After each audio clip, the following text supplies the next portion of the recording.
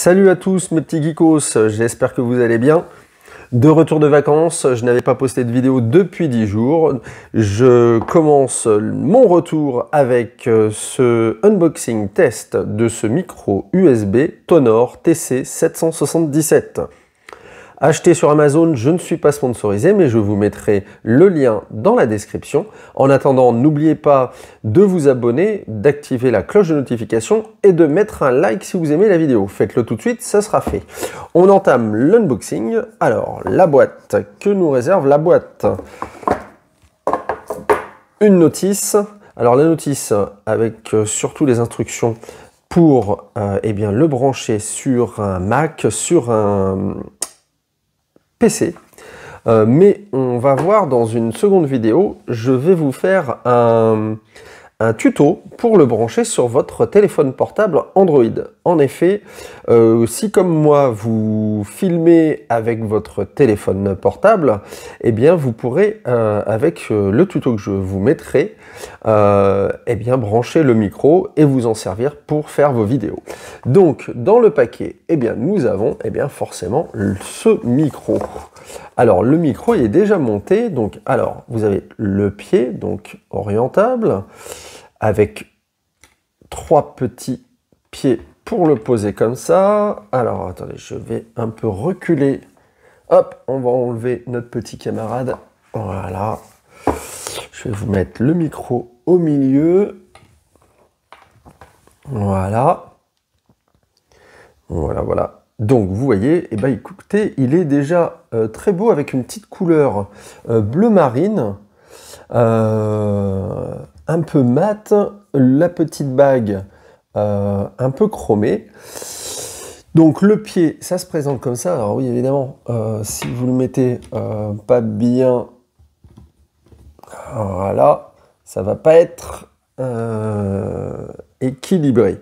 Donc voilà, je vous fais un petit tour du micro, vous voyez, voilà, et notamment avec ce petit, alors je ne sais pas comment ça s'appelle, je ne suis pas spécialiste en son, mais ça va vous permettre ici de mettre, voilà, devant le micro, vous mettez ce petit, c'est un petit filtre en fait, qui va vous permettre de pas avoir cet effet de souffle. Vous savez, quand vous parlez dans le micro, vous êtes un petit peu trop près, l'effet de souffle et des bruits parasites. Là, ça va vous supprimer aussi un petit peu les bruits parasites. Alors évidemment, tout ce qui est bruit, tout ce qui est test du micro, on le verra dans un second temps. En attendant, je voulais vous montrer ce qu'il y avait dans la boîte. Alors, pas grand-chose après, à part le manuel d'instruction. Vous voyez ici la prise classique, USB. Voilà. Alors, si on enlève le micro, vous voyez, la prise USB est solidaire du micro. Donc, c'est pas une fiche. Je sais que certains micros, la fiche USB s'enlève et parfois peut s'en transformer en jack. Pas là, pas dans ce cas présent. Alors, ensuite, ici, vous voyez, il y a un logement pour mettre le micro. Alors, ça n'a pas l'air super solide cet emplacement. Je vous déconseille un peu de forcer parce que c'est un peu des élastiques, vous voyez, qui le maintiennent. Alors, pas besoin de grand chose, mais c'est vrai qu'il faudra un petit peu faire attention. Malgré tout, vous voyez, regardez, comme ça tient, il ne faudra pas forcer non plus sur ces sortes d'élastiques.